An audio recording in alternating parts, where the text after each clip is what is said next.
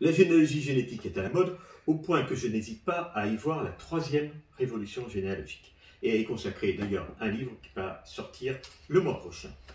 Troisième révolution généalogique, la première avait eu lieu dans les années 70-80. Un phénomène de société, une société en quête d'identité et donc de racines, une société réagissant face à l'urbanisation et après l'exode rural, une société peut-être exprimant aussi ses inquiétudes vis-à-vis du millénarisme approchant, et en tous les cas, conséquence également du passage à la gratuité totale de la délivrance des actes d'état civil en France en 1972. Donc, phénomène de société de génération, avec une génération qui se rue sur ses origines et ses racines, qui se rue sur les archives, qu'elle va explorer coupe-coupe, qu'elle va inventorier, qu'elle va dépouiller, en accomplissant un travail énorme, travail orchestré, repris et amplifié par le monde associatif, dont c'est l'âge d'or à cette époque-là.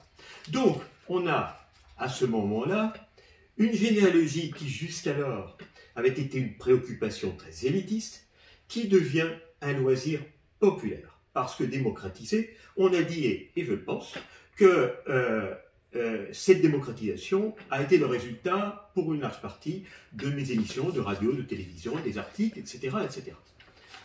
Deuxième révolution, les années 2000. Le cap des années 2000, c'est Internet.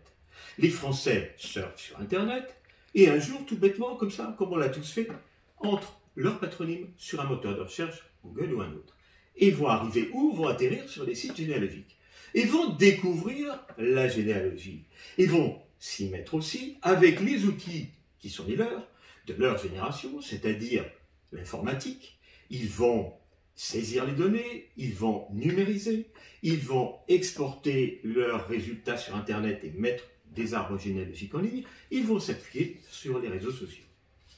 Troisième génération, nous y voilà, on la voit qui se profile depuis quelques mois, année 2020, à la faveur des tests ADN.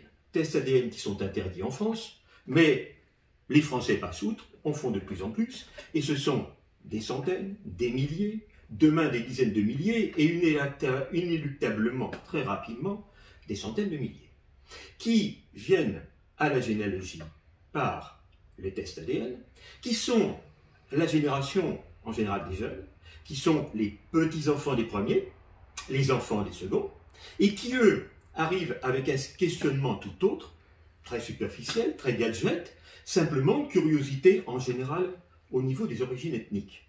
Connaître ses origines ethniques. Bon, c'est un peu un leurre, ou tout au moins les résultats laissent peut-être à désirer actuellement à ce niveau-là. Mais peu importe, ces gens-là viennent à la généalogie, et parmi ces milliers de nouveaux venus à la généalogie, eh bien, il y en a qui vont adhérer, qui vont se faire piéger, et qui vont eux aussi, aller grossir les rangs des passionnés.